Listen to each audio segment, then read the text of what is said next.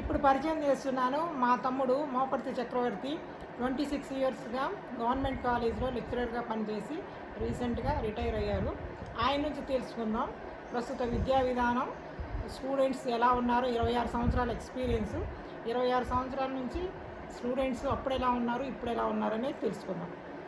చెప్పు చక్రవర్తి, స్టూడెంట్స్ ఎలా ఉన్నారు? 26 ఏళ్ళ అప్పుడు ఎలా ఉన్నారు, ఇప్పుడు ఎలా ఉన్నారు? అప్పట్లో స్టూడెంట్స్ చాలా ఒబీడియంట్గా, ఒక పద్ధతిగా, సిస్టమేటిక్గా ఉండేవాళ్ళు అనుకుంటున్నాను. అంటే అప్పుడు వాళ్ళకి మనీ సోర్స్ అనేది ఓన్లీ పేరెంట్స్ నుంచే వచ్చేది. ఇంకా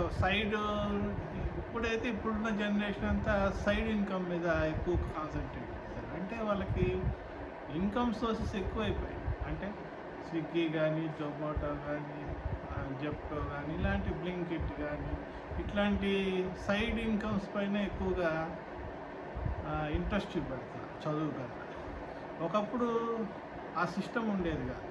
ఎప్పుడు చదువు మీదే ఉండేది.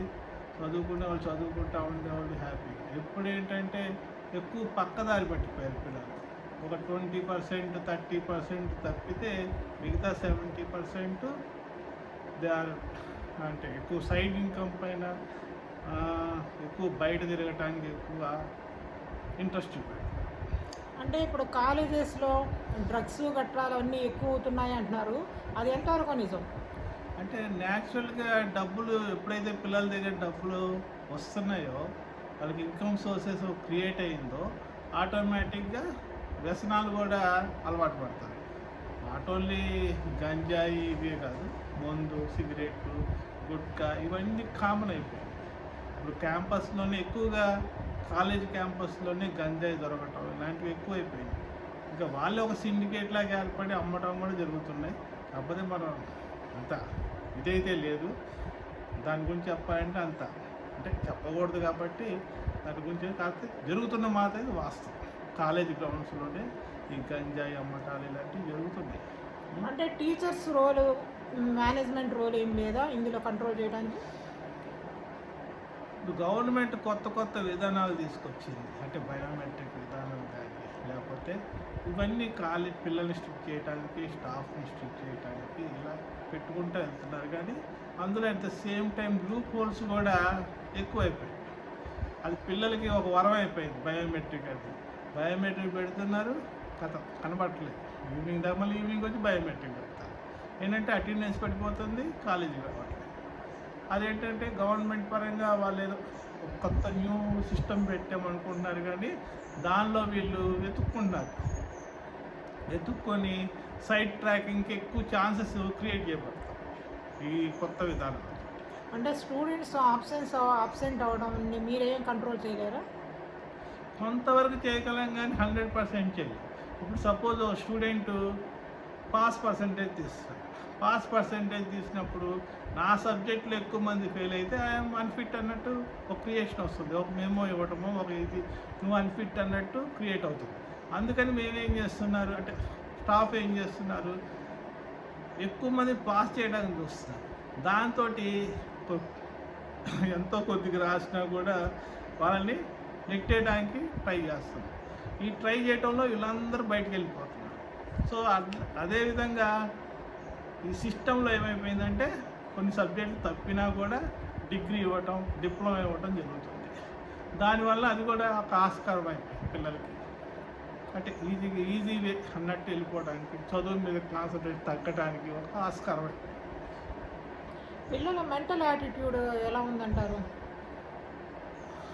పిల్లల మెంటల్ యాటిట్యూడ్ అంటే టీచర్స్ పట్ల కానీ, కో స్టూడెంట్స్ పట్ల కానీ గొడవలు, మన ఫైటింగ్లు, అలాంటి వైలెంట్ యాటిట్యూడ్స్ అవన్నీ పెరిగాయంటారా, తగ్గాయంటారా?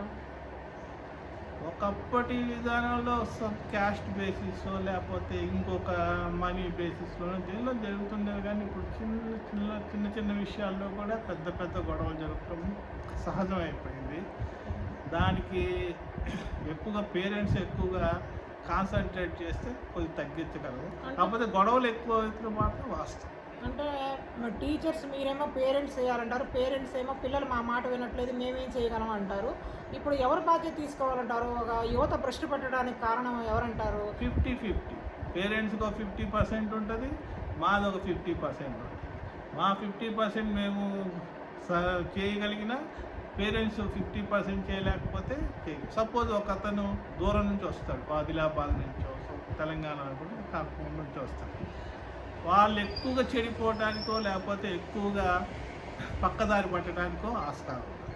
అటువంటి పిల్లల విద్యలో పేరెంట్స్ కంపల్సరీగా వాళ్ళపైన దృష్టి పెట్టాలి. ఒకవేళ దృష్టి పెట్టకపోతే సైడ్ ట్రాక్లో కంపల్సరీగా వెళ్తున్నారు. దూరం నుంచి ఎవరైతే వస్తున్నారో వాళ్ళ పిల్లలు కంపల్సరీగా సైడ్ ట్రాక్ వెళ్ళడానికి ఛాన్సెస్ ఉంది. ఇప్పుడు పిల్లలు దూరంగా ఉన్నప్పుడు తల్లిదండ్రుల బాధ్యత ఎలాగ ఉంటుంది? వాళ్ళు దూరంగా ఉంటారు కదా, తల్లిదండ్రుల పర్యవేక్షణలో ఉండరు, మీ పర్యవేక్షణలో ఉంటారు. మీరేం చర్యలు తీసుకుంటున్నారు పిల్లలు సరిగా ఉండడానికి? అంటే ఇప్పుడు తల్లిదండ్రుల కంట్రోల్ ఉండదు, దూరంగా ఉంటారు కాబట్టి అంతో ఎంతో టీచర్స్ కంట్రోలే ఉండాలి కదా. అందరి పిల్లలతోటి సమానంగా ఈ పిల్లవాడిని చూస్తాం తప్పితే ఈ పిల్లవాడిని స్పెషల్గా చూడటానికంటూ ఆస్కారం ఉండదు. అందరి పిల్లలతో పాటు చూస్తున్నాం కాబట్టి ఈ పిల్లవాళ్ళకి భయం అనేది తక్కువ అయిపోతుంది. అంటే దూరం నుంచి కానీ పేరెంట్స్ రాలేకపోవటం ఒక రీజన్ అవ్వచ్చు. పేరెంట్స్ ఓన్లీ పిల్లలపైన ఏం చెప్పినా అదే నిజం అనుకొని నమ్మటం ఇది అయిపోతుండొచ్చు. అంటే పిల్లలు జనరల్గా అబద్ధాలు ఎక్కువ చెప్తారు ఆ ఏజ్. ఇక్కడ కాలేజీ డేస్లో పిల్లలు ఎక్కువ అబద్ధాలు చెప్తారు. అబద్ధాలు ఇంట్లో చెప్తారు, మా దగ్గర చెప్తారు. మేమైతే నమ్మం, కానీ ఇంట్లో పేరెంట్స్ మాత్రం నమ్ముతున్నారు. అందుకని తప్పినా కూడా మేము పాస్ అయ్యామంటే వాళ్ళు నమ్ముతున్నారు. వాళ్ళు ఏమి నా దగ్గరికి వచ్చి కనుక్కోవడం కానీ అలాంటివి చేయకపోవడం కూడా ఒక గొప్ప. యువతను సరైన మార్గంలో పెట్టడానికి మీరేమన్నా ఒకటి రెండు సూచనలు ఇవ్వగలరా? యువత సరైన మార్గంలో నడవాలి అంటే బాగా చదువుకోవడానికి, వాళ్ళని ఇన్స్పైర్ చేయడానికి ఏమైనా కాలేజ్ మేనేజ్మెంట్ కానీ ఏమైనా చెప్పగలరు కదా? మీరు అనుకున్నది ఏమైనా ఉన్నాయా? ఎక్కువగా అంటే పిల్లలు ఏ విషయంలో చెడిపోతున్నారది గుర్తించాలి. కొంతమంది వ్యసనాలు, కొంతమంది అమ్మాయిలు, కొంతమంది ఇలా రకరకాలు ఉంటాయి.